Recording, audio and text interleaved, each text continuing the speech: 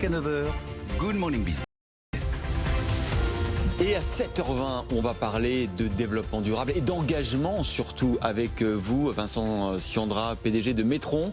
Bonjour. Alors on connaît Metron, qui vous permettait aux grands groupes industriels internationaux, il y a une centaine d'ailleurs dans votre portefeuille, d'analyser en temps réel la consommation en énergie et d'optimiser évidemment leur performance.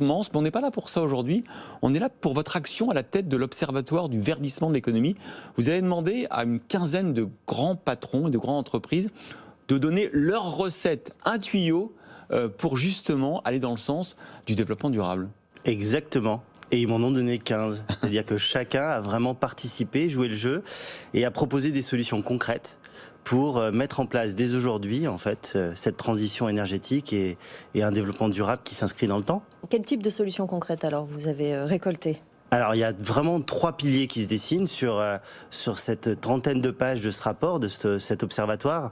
Le premier, c'est vraiment l'enjeu du financement de cette transition, c'est-à-dire soit par des nouvelles taxes ou alors par justement un financement bancaire, et donc de trouver des initiatives intéressantes. Donc la BPI France a participé à cet observatoire, ou par exemple BNP Paribas aussi. Ceci dit, vous avez vu, les investisseurs aujourd'hui sont à la recherche de valeurs vertes, ou en tout cas de valeurs écologiquement responsables, et il y a un basculement du gris vers le vert, et donc ça vient tout seul l'argent, non ? Totalement.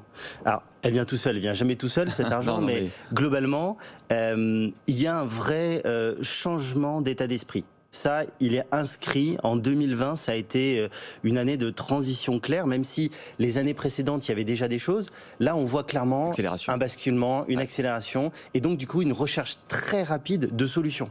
On ne peut pas attendre 10 ans pour trouver justement des solutions de financement. Il faut trouver tout de suite des solutions pour aider ces entreprises à faire cette transition. Alors, deuxième recommandation que vous avez mise en avant. Alors, le deuxième pilier majeur après ça, c'est vraiment la responsabilisation de l'individu. C'est-à-dire vous, moi, comment nous, dans notre quotidien, on va faire des choix basés sur des informations concrètes qui vont nous permettre de dire ce produit ou alors cette solution nous permet d'être plus vert finalement dans notre quotidien. Et ça va être aussi dans nos choix de nos parcours.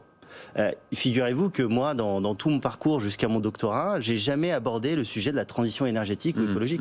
J'y ai abordé avec Metron, mais finalement, à l'école ou à l'université, c'est un sujet qui n'était pas forcément d'actualité. Donc la formation, toute une génération en fait. Absolument, qui est extrêmement motivée à le faire. Donc c'est comment leur donner les outils pour justement être demain innovant et trouver d'autres solutions pour la planète. Les outils, par exemple, c'est les applications qui permettent de scanner un produit, de savoir comment il a été fabriqué, avec quels composants. Absolument, ça peut être ça, absolument.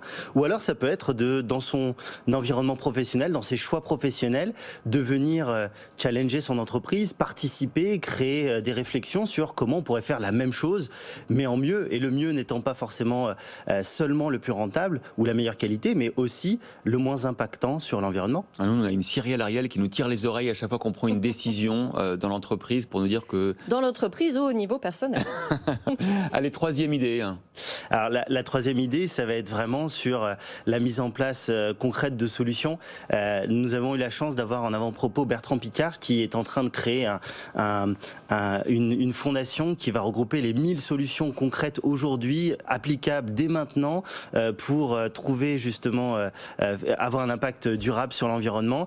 Et donc là, c'est vraiment booster les solutions existantes. Le plan de relance que vous connaissez très bien est extrêmement intéressant pour les technologies d'avenir. Vous avez parlé un peu plus tôt d'hydrogène, c'est génial pour ces technologies qui ont besoin de... 30% consacré de ce plan de relance. Exactement, c'est énorme et c'est extraordinaire. C'est un enjeu majeur pour les années à venir.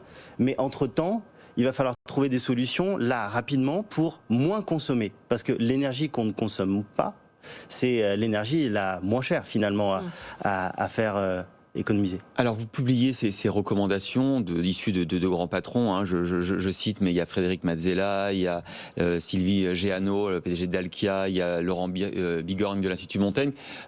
Pourquoi est-ce que vous faites ça ? Vous allez le transmettre au gouvernement et qu'est-ce que vous en attendez ? C'est-à-dire que le problème de toutes ces idées pour minimiser l'impact sur l'environnement de nos choix, effectivement, parfois, c'est beaucoup de com, et on se demande comment on les retranscrit dans la réalité. Qu'est-ce que vous attendez, par exemple, des pouvoirs publics ? Vous avez tout à fait raison.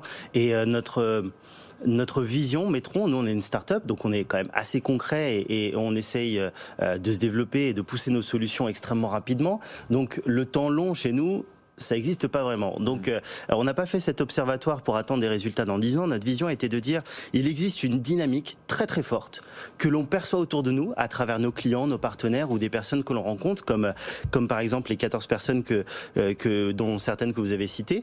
Et il existe des solutions qu'on applique maintenant. Donc la question, c'est de dire, qu'est-ce qu'on fait avec ces solutions ? Est-ce que ça devient la norme ?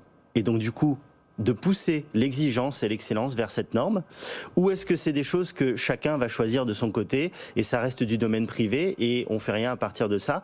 Bon, voilà. Donc notre vous auriez vision envie plutôt d'une réglementation, d'une intervention des pouvoirs publics pour normer ces recommandations? Une incitation à dire. Déjà, premièrement, ce rapport, c'est dire ça existe. C'est une première chose. Parce que tout le monde n'est pas forcément conscient qu'il existe ces solutions. Donc c'est important de les médiatiser, de les pousser, de montrer qu'il existe des solutions.